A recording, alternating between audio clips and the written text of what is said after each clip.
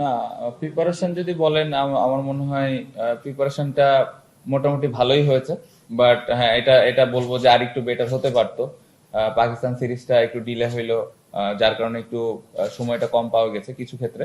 But excuse হিসেবে এটা দিতে চাই না, বাট যতটুকু হয়েছে আলহামদুলিল্লাহ ভালো প্রিপারেশন হয়েছে। শ্রীলঙ্কায় টেস্টে আমরা এর আগে জিতেছি, সো আশা করব যে এবারও ভালো কিছু হবে ইনশাল্লাহ। আমার মনে হয় যে এরকম টাইপের বোলার তো আমাদের দেশে নাই।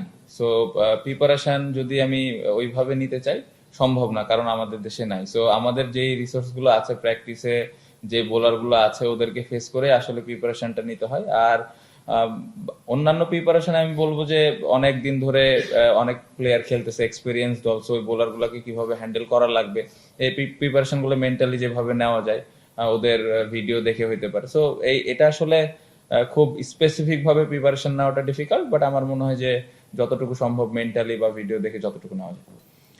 আপনি যদি ওইরকম স্ট্যান্ডার্ড চিন্তা করেন তাহলে এখনো ওইরকম স্ট্যান্ডার্ডের মতো না। অবশ্যই তারা যারা আছেন অবশ্যই আস্তে আস্তে হয়তো ডেভেলপ করছে। এগুলা যদি আস্তে আস্তে নেটে আমাদের আসে অবশ্যই আমাদের ব্যাটসম্যানদের জন্য ভালো। বাট আমার মনে হয় যে এই জায়গাটাতে আরো ভালো মানের যদি বল আমরা ফেস করতে পারি তাহলে হয়তো কিছুটা ওদের সাথে ম্যাচ করা যায়। এটা তো অনেক অনেক বড় স্বপ্ন। এত দূরে যদি আমি এখনো চিন্তা করি তাহলে আসলে বোকামি হবে আমার কাছে মনে হয়। ছোট ছোট ভাবে যদি আমরা আগাইতে পারি তাহলে খুব ভালো। কারণ আপনি যদি দেখেন আমরা যখন শুরু করেছিলাম এর আগের সার্কেলে আমরা একটা ম্যাচ জিতেছিলাম, গত সার্কেলে আমরা 4টা ম্যাচ জিতেছি। সো আমাদের একটু ইমপ্রুভ হয়েছে। সো টার্গেট থাকবে যে এই সার্কেলে কিভাবে আরো 2টা 3টা ম্যাচ বেশি জিততে পারি। সো যদি আমরা এভাবে ছোট ছোট চিন্তা করে আগাতে পারি, কেন না একটা সময় হয়তো বাংলাদেশ টিম একদিন ফাইনাল খেলবে। বাট খুব ইম্পর্টেন্ট যে আমরা এই বছর, এই নেক্সট 2 বছরের মধ্যে গত বছরের থেকে কিভাবে বেটার রেজাল্ট করতে। আমার মনে হয় যে ঘরের মাঠের ম্যাচগুলো জিততে হবে আমাদের। আমরা খুবই বাজে ক্রিকেট খেলেছিলাম লাস্ট সার্কেলে ঘরের মাঠে। সো ঘরের মাঠে যদি আমরা জিতে থাকতাম তাহলে কিন্তু আমরা হয়তো আরো 2টা ম্যাচ বা 3টা ম্যাচ বেশি জেতা থাকতো। সো চিন্তা তো এটা যে ঘরের মাঠে টেস্ট গুলো আমরা কিভাবে জিততে পারি। ঘরের মাঠে যখন টেস্ট হবে তখন আসলে ওইভাবে আরেকটু প্ল্যান, স্পেসিফিক প্ল্যান করে খেলবো ইনশাল্লাহ। বাইরে ভালো হয়েছে, এই কনফিডেন্সটা আমাদের কাজে দিবে ইনশাল্লাহ। যদি এবছর আমরা বাইরের মাটিতেও রেজাল্ট করতে পারি তাহলে দেখা যাবে যে আমাদের এই এই বছরের যে টেস্ট চ্যাম্পিয়নশিপের সার্কেল, এই সার্কেল আর একটু বেটার রেজাল্ট হবে। এটা আসলে এখন এখানে বলতে চাই না, কারণ অপোনেন্ট যদি দেখে বিষয়টা আসলে অনেক আগে থেকে ওপেন হয়ে যাবে। বাট আমি যে কোনো পজিশনে খেলার জন্য প্রস্তুত আছি এবং আমার আরো টপ অর্ডার ব্যাটসম্যান আছে। সো আমাদের টিমে অপশন আছে। সো দেখা যাক ইনশাল্লাহ। না, আমাদের যে 2টা মাঠে খেলা, স্পেশালি গলে তো স্পিন হয়, ওইখানে ভালো উইকেটও হয়, আবার চাইলে স্পিনও বানাইতে পারে। সো ওই ওই কারণে একটু প্রিপারেশনটা ওইভাবে নেওয়ার চেষ্টা করেছি আমরা। জানি না ওরা কি উইকেট দিবে, বাট এর আগে টেস্ট ম্যাচ যখন ওরা অস্ট্রেলিয়ার সাথে খেলেছে মোটামুটি ছোট ছোট স্পিন তো হয়েছে। সো ওই কারণে আর কি ওইভাবে প্রিপারেশন নেওয়ার চেষ্টা করেছি। দেখা যাক। প্রত্যেকটা ক্যাপ্টেন যদি লম্বা সময় পায় তাহলে খুবই ভালো, যেটা আমি এর আগেও পেলাম। একটা বছর, 1 বছর বেশি করলাম, 1.5 বছর, আবার 1 বছরের জন্য দেওয়া হয়েছে। বাট আমি মনে করি যে এই জায়গায় যেই ক্যাপ্টেন থাকবে আমার মনে হয় তাকে যদি লম্বা সময় দেওয়া হয়, একটা ওয়ার্ল্ড কাপ চিন্তা করে বা একটা টেস্ট চ্যাম্পিয়নশিপের সার্কেল চিন্তা করে এভাবে যদি করা হয় তাহলে প্ল্যান করাটা খুবই সহজ আমার জন্য। আমার সাথে বোর্ডের যতটুকু কনভারসেশন হয়েছে আমি খুশি যেভাবে আমাকে তারা সময়টা দিয়েছেন এবং পরবর্তীতে তাদের কি প্ল্যান আছে। সো এই অনুযায়ী যে প্ল্যানটা আমার সাথে ক্রিকেট বোর্ডের হয়েছে এখনো পর্যন্ত, সেটা নিয়ে আমি খুশি এবং আমার জন্য প্ল্যান করাটা আমি মনে করি যে সহজ হবে ইনশাল্লাহ। না, টি-20 ক্যাপ্টেন্সিটা ছাড়ার পেছনে এটা একটা কারণ ছিল। আমি নিজে থেকেই ক্রিকেট বোর্ডকে জানিয়েছিলাম যে আমি আর করতে চাই না এই ফরম্যাটটা। কারণ আমার নিজের একটু ব্যাটিংটাতে সময় দিতে চাচ্ছিলাম। কারণ আমাদের এত খেলা হচ্ছে এখন, টেস্ট, ওয়ানডে, টি-20, সো নিজেকে সময় দেওয়াটা একটু ডিফিকাল্ট হচ্ছিল নিজের ব্যাটিং।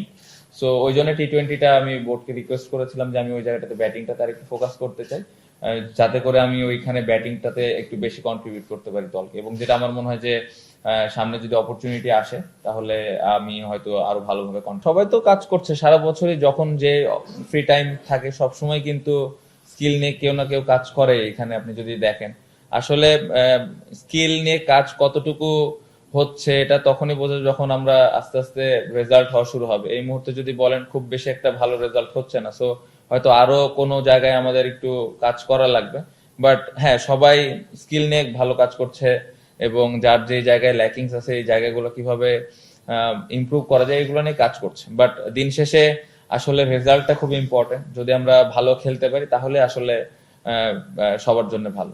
আমার টিমে যারা আছে সবাই ওই বিশ্বাস করে যে কারণ গত বছর আমরা 4টা ম্যাচ জেতাতে আমাদের একটা বাড়তি কনফিডেন্স তো আছে, বিশেষ করে বাইরের মাঠে আমরা জিততে পেরেছি। শ্রীলঙ্কা অনেক স্ট্রং দল আমরা সবাই জানি, বাট আমার মনে হয় যে আমরা যদি আমরা আমাদের ক্যাপাবিলিটি অনুযায়ী খেলতে পারি তাহলে এই টেস্ট সার্কেলটাও ভালোই শুরু হবে, আমি এটা বিশ্বাস করি। অবশ্যই আমার মনে হয়, আমি একটু আগে যেটা বললাম যে এরকম ভাবে ওয়ার্ল্ড কাপ যদি চিন্তা করা হয় তাহলে খুবই ভালো। এবং আমার সাথে বোর্ডের যতটুকু এখনো পর্যন্ত কনভারসেশন হয়েছে তাদেরও চিন্তা ভাবনা এরকমই, যাকেই দিবেন। সো অবশ্যই একটা ক্যাপ্টেনের জন্য যদি লম্বা সময় পায় তাহলে ও আসলে ওইভাবে প্ল্যানটা করতে পারে, কাকে কোন সময় খেলাবে, কোন কন্ডিশনে কোন প্লেয়ার খেলবে।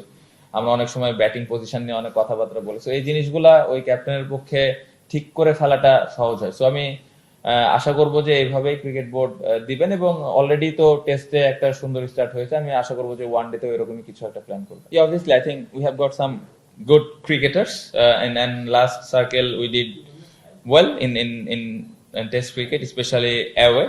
So against Sri Lanka we had some good memories as well. We win against Sri Lanka in Sri Lanka, if you remember, in 100 test match. So we have that opportunity to do well again. So I hope boys are doing well here, and I hope boys will do something special in their condition as well. আমার মনে হয় Murad performer, first ক্লাসে যেভাবে বল করছেন last কয়েক বছর ধরেও perform করেই কিন্তু বাংলাদেশ দলে এসছে। তাইজুল ভাই অনেক বছর ধরে ভালো করে যাচ্ছে, যেটা একটা পজিটিভ দিক। সো আল্লাহ মাফ করুক যদি আমাদের তাইজুল ইনজুর্ড হয় বা আমাদের একসাথে দুইটা লেফট আর্ম খেলানোর প্রয়োজন হয়, আমার মনে হয় মুরাদ ভালোভাবে রেডি আছে। সো আমরা কন্ডিশনের উপরে কন্ডিশনটা দেখে আসলে আমরা ডিসাইড করবো যে আমরা দুইটা লেফট আর্ম খেলাবো না একটা খেলাবো। বাট আমার মনে হয় মুরাদ মেন্টালি রেডি আছে। যখনই অপরচুনিটি আসবে অবশ্যই মুরাদের খেলার সুযোগ আসবে। নিয়ে আমি খুবই খুশি। দলে আমি যেই প্লেয়ার গুলাকে চেয়েছিলাম ওই প্লেয়ার গুলাকে আমি 100% পেয়েছি, মানে অ্যাজ এ ক্যাপ্টেন হিসেবে দল নিয়ে আমি খুবই খুশি। এবং আপনি বললেন যে ওপেনারের বিকল্প নাই, যখন খেলাটা আসলে শুরু হবে তখনই আসলে বুঝতে পারবেন যে আসলে আমরা কি চিন্তা করে টিমটা বানিয়েছিলাম, এবং ওই ওই বিষয়গুলো বুঝতে পারবেন যে আসলে টিমটাতে কেন হয়তো একটা ওপেনার কম। সো ওই কম্বিনেশনটা দেখলে তখন আসলে আরো ভালোভাবে বুঝতে সুবিধা হবে সবার পক্ষে। এবং টিমে যদি আপনি দেখেন 4টা পেস বোলার 4টা স্পিনার আছে, সো আমাদের কিন্তু দুই দিকে ব্যালেন্স আছে, আসলে আমরা দুই ধরনের কম্বিনেশনে যেতে পারি ওই কন্ডিশনটা বুঝে। সো টিম নিয়ে আমি খুবই খুশি, এবং ব্যালেন্স করার মতো টিম, স্পিন এবং পেস দুই ডিপার্টমেন্টই। টেস্ট চ্যাম্পিয়নশিপে যেটা বললেন গত বছর আমরা 7-এ শেষ করেছি, অবশ্যই তো লক্ষ্য থাকবে যে 4-5-6-এর মধ্যে যদি এবছর আমরা আসতে পারি তাহলে খুবই ভালো হয়। এবং উইনিং পার্সেন্টেজ গত বছর আই থিঙ্ক 45 এরকমই ছিল। সো এখান থেকে যদি একটু বাড়াতে পারে 50, 55, 60 হলে আমার মনে হয় যে অ্যাজ এ ক্যাপ্টেন হিসেবে ভালো একটা অ্যাচিভমেন্ট হবে আমার। জিম্বাবুয়ের সাথে সিরিজটা ভালো হয়নি, এটা এটা ওই সিরিজটা আমাদের যেটা ছিল এটা আমি মানি।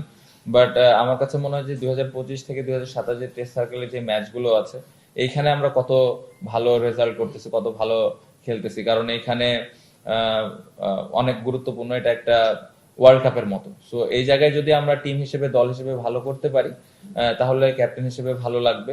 আপনি যদি দেখেন এই বছর আমাদের যে 12টা টেস্ট ম্যাচ আছে নেক্সট 2 বছরে, প্রত্যেকটা দলই কিন্তু অনেক স্ট্রং দল।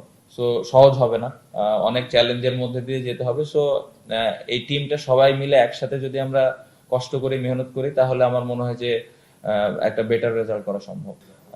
হ্যাঁ, আমরা লাস্ট লাস্ট কিছুদিন ধরে ভালো ক্রিকেট খেলছি না, এটা অবশ্যই ডেফিনেটলি আমরা ভালো ক্রিকেট খেলতেছি না, এটা এটা মানতেই হবে। বাট আমার মনে হয় যে এই এই খেলায় কামব্যাক করার সুযোগ সব সময় থাকে। সো নতুন ভাবে আমার মনে হয় টেস্ট সার্কেল শুরু হচ্ছে, ওয়ান ডে অনেকদিন পরে আবার আমরা খেলবো চ্যাম্পিয়ন্স ট্রফির পরে। সো আমি বিশ্বাস করি যে এই টিমটা ভালোভাবে কামব্যাক করতে পারবে। যেভাবে সবার আমি ড্রেসিং রুমে ইন্টেনশন দেখছি যে দলকে জেতানোর জন্য বা দলের প্রতি একটা ভালো জিনিস তৈরি করা বা একটা দলকে আমি কিভাবে কন্ট্রিবিউট করতে পারি, এই প্রত্যেকটা ইন্ডিভিজুয়াল প্লেয়ার যেভাবে চাচ্ছে আসলে আমি আমি বিশ্বাস করি যে এখানে ভালোভাবে আমরা কামব্যাক করতে পারবো। পাল্লাকালের আগে তো আসলে খেলা আছে হইলো ইয়েতে গলে, তারপরে কলম্বো, এখানে যেতে যেতে তো আবার দেরি হয়ে যাবে, তার আগে ইনশাল্লাহ কামব্যাকটা হলে ভালো। যাক, শুনে ভালো লাগলো। অনেকদিন মানে প্রথম আমি শুনলাম যে টেস্টে আমরা একটু ভালো অবস্থায় আছি সাদা বলের থেকে, পজিটিভ দিক। না, আমার মনে হয় 3 ফরম্যাটে আরো ইমপ্রুভমেন্টের জায়গা আছে এবং আরো ভালো করার সুযোগ আছে। হ্যাঁ, সাদা বলটা ভালো হয়েছে যেহেতু 4টা ম্যাচ আমরা জিতেছি গত সার্কেলে। সো এবছর যদি আর একটু বেশি জিততে পারি অবশ্যই খুবই ভালো লাগবে। সাদা বলে আমরা এরকম দল না, আমরা সবাই জানি আমরা আমাদের ভুলের কারণে আমরা ম্যাচ হারতেছি। সো এই ভুলগুলো যত কম করে আমরা সাদা বলেও আস্তে আস্তে যেন আবার কামব্যাক করতে পারি, এটাই মূল লক্ষ্য থাকবে। ডিসঅ্যাপয়েন্টিং অবশ্যই, আপনি দেখেন যে মিরাজ 7-8 ব্যাটিং করার পরেও হাইস্ট রান স্কোরার, তারপরেও 4টা ম্যাচ জিতেছি আমরা। তার মানে যদি আমরা ওপরের ব্যাটসম্যানরা যদি একটু কন্ট্রিবিউট করতে পারি, একটু না ভালোভাবে, হয়তো মিরাজ হয়তো কোনো কোনো দিন ব্যাটিংই পাবে না।